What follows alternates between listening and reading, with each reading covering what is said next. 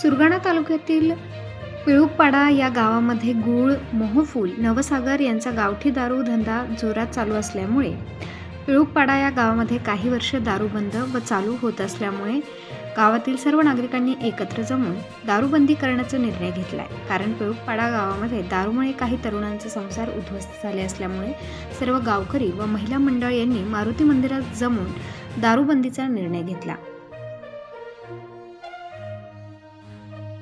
संशयितांना 2 वेळा सूचना देऊन देखील हरिगोपाळ महाले या इसमाने गूळ व मोहफूल, नवसागर या साहित्यामार्फत गावठी दारू निर्मिती चालूच ठेवली। महाले या इसमाने गावठी दारू निर्मितीसाठी लागणारे रसायन आणल्याचे कळाल्यावर पोलीस पाटील, सरपंच तसेच गावकरी व महिला मंडळ व तरुण मित्र मंडळ यांनी सर्व एकत्र येऊन महाले यांच्या घरामधून 30,000 रुपये किमतीचे रसायन व साहित्य गावकऱ्यांनी जप्त करून मारुती मंदिरामध्ये ठेवले। त्यावेळी गावकऱ्यांनी पोलीस प्रशासनाला कळवले व सुरगाणा पोलीस ठाण्याचे पोलीस निरीक्षक संजय गायकवाड यांच्या सूचनेनुसार पोलीस कर्मचारी बागुल, भोये, खिरकाडे हे घटनास्थळी उपस्थित होऊन महाले यांना मंदिरामध्ये बोलावून घेतले।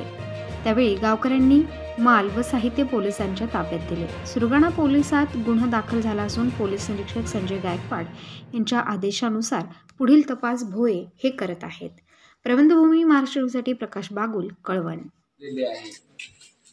तर ह्या गावामध्ये दारू बंद करून 2.5 ते 3 महिने झालेले आहेत आणि त्याच वेळेस गावकऱ्यांनी असा निर्णय घेतला होता की ह्या गावामध्ये आजपासून व्यसनमुक्ती गाव झाला पाहिजे असा निर्णय जो घेतला होता। परंतु जे दारू हातभट्टी गाळणारे लोक जे होते त्यांनी बंद केली आणि गूळ मोह विकणारा जो माणूस होता त्याचा व्यवसाय चालू असल्यामुळे जे लोक गावातले हातभट्टी दारू गाळायचे त्यांचा थोडासा रोष झाला की आम्ही हातभट्टीवर काय कमाई करतो, आमचे घरच्यासाठी थोडीफार गाळतो पितोय आणि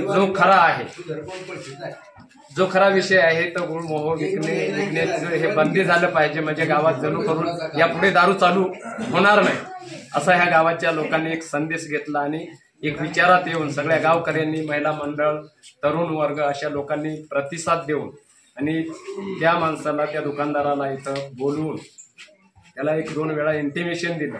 म्हणजे माझ्या तर मते 3 वेळा झालं आणि इंटिमेशन देऊन सुद्धा ती गोष्ट काही त्यांनी थांबवली नाही। पुन्हा माल आणून ते विकायचं आणि असे काही दिवस, वर्षे गेले की दारू चालू बंद जी होत होती ती ह्याच कारणामुळे होत होती असं सगळ्यांच्या लक्षात आल्यामुळं काल दिनांक 1/2/2024 रोजी सगळ्यांनी विचार करून त्यांची मालाची गाडी आल्यावर लोकांनी पाहिल्यानंतर त्यांनी विचार केला की हे आता याला याशिवाय पर्याय नाही। मग आज त्याचा काल माल सर्व गावकरी, महिला मंडळ, तरुण वर्ग यांनी त्याच्या घरातून काढून मंदिरात जप्त करून आपल्या पोलीस प्रशासनाला कळवून आणि आज त्यांना बोलावून हा सर्व माल जेवढा काय असेल 2-5 क्विंटल 7 क्विंटल ते त्यांच्या ताब्यात दिलेला आहे आणि त्यांच्यावर त्यांनी रीतशीर कारवाई करावी अशी आमची इच्छा आहे।